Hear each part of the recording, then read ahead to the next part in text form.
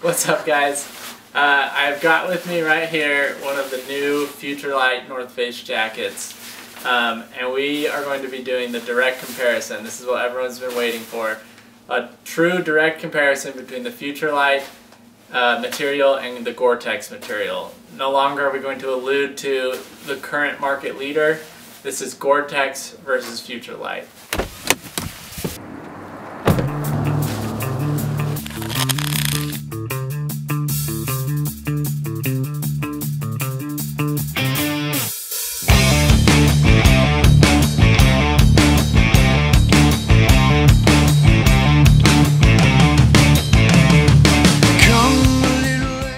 Okay, so in this video we're going to go over a few things.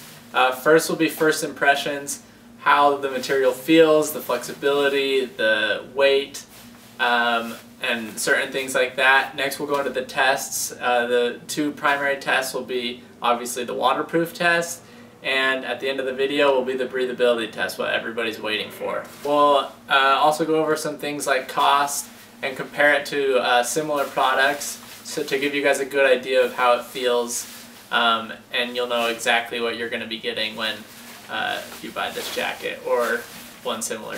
Okay, I'm assuming that everybody has felt Gore-tex and they know the feel and flexibility of Gore-tex. Gore-tex kind of has a rough like finish to it, and it tends to be pretty stiff compared to most materials.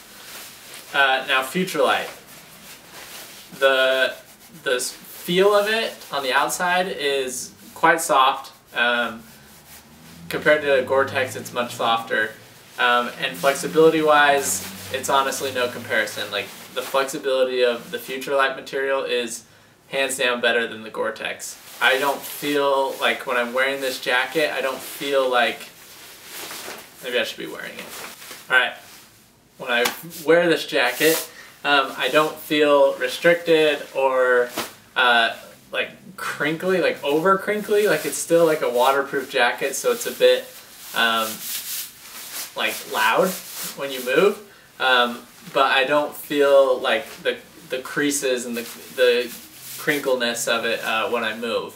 Whereas with Gore-tex jackets, it's like you kind of feel like a robot because it's so stiff. To give you guys a good comparison of how it feels, it's very similar to Patagonia's H2No, the more soft shell type, not the hard shell. Very similar in flexibility. It's also very similar to the H2No in weight. It's kind of hard for me to weigh just the material. I'm not going to cut out a sample of this. But taking two very similar jackets in size and build, the Futurelight North Face jacket is much lighter. Okay, let's talk durability. Obviously, I'm not going to try to destroy my jackets, right? But I feel like you can tell a bit of the durability when you are first feeling the jacket. Part of that flexibility and ease of motion that comes with the Futurelight might translate into less durable, a less durable material. Gore-tex is pretty tough, and you can feel that because it's so stiff, and it's probably much thicker. I should measure that.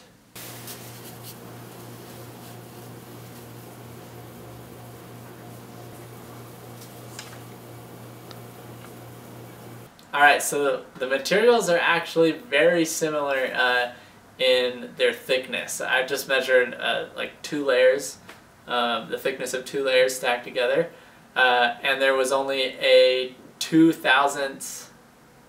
No. So, if we can relate thickness to durability, then the Gore-tex might last a lot longer. I don't really know, I can't say much now, but the feel of them, going purely off of feel, Gore-tex is going to be more durable. Alright, let's talk price.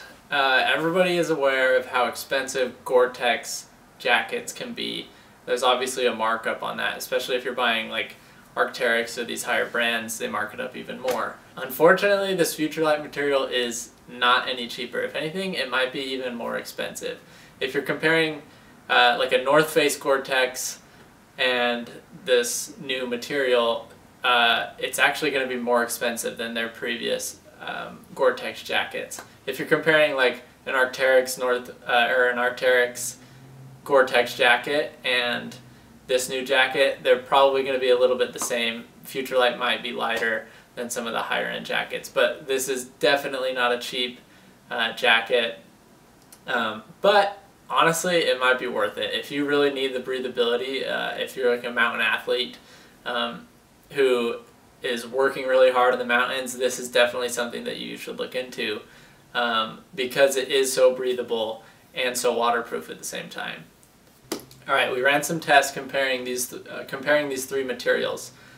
First was the Patagonia H2No jacket, the Gore-Tex, and the North Face Futurelight material. This test incorporated the waterproofness of the jacket and also the breathability of the jacket. All of these jackets performed equally as far as waterproofness goes. Especially the Gore-Tex and the Futurelight performed maybe slightly better than the H2No. The H2No, it looked like it absorbed a bit of the water on the outside surface. The inside was still completely dry, while the Gore-Tex and the Futurelight jackets shed that water very quickly and were obviously dry on the inside as well. Okay, we've all seen on the North Face's advertising for this material, there's a few clips where they have their material spread over like a cylinder and they're pumping air up through it, right? So I wanted to like mimic that test to see and directly compare the Gore-Tex and the North Face material. And the results were actually quite interesting. It was kind of makeshift. Ah, it's leaking! But it was clear enough which material was better through this test. Ooh. Okay, that's what we want. Ooh. This is... Okay, let go now. Look at how much bigger the bubbles are.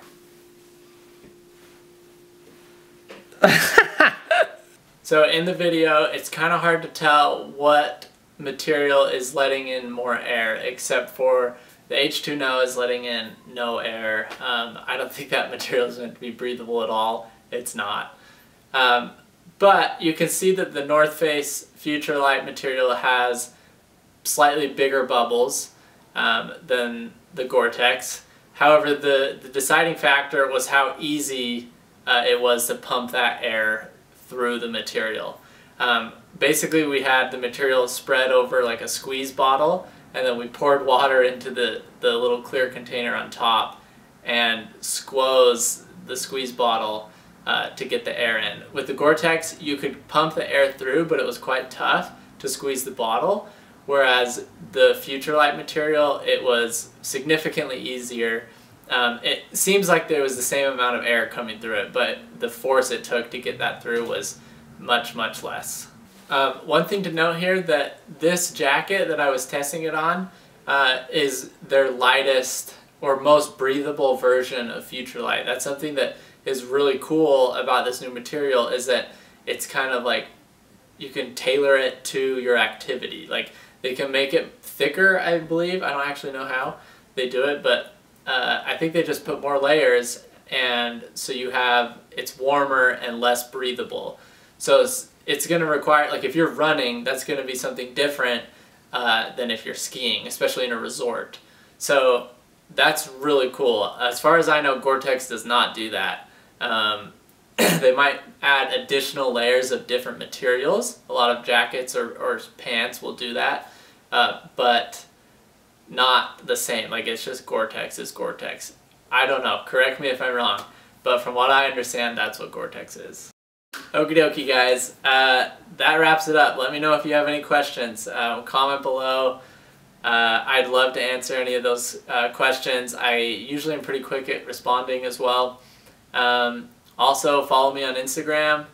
I post weekly gear innovations. I try to like keep up with the gear news and stuff like that, and I also just post cool outdoor photos every once in a while.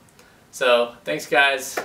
Have a great night or day or morning or all of the above.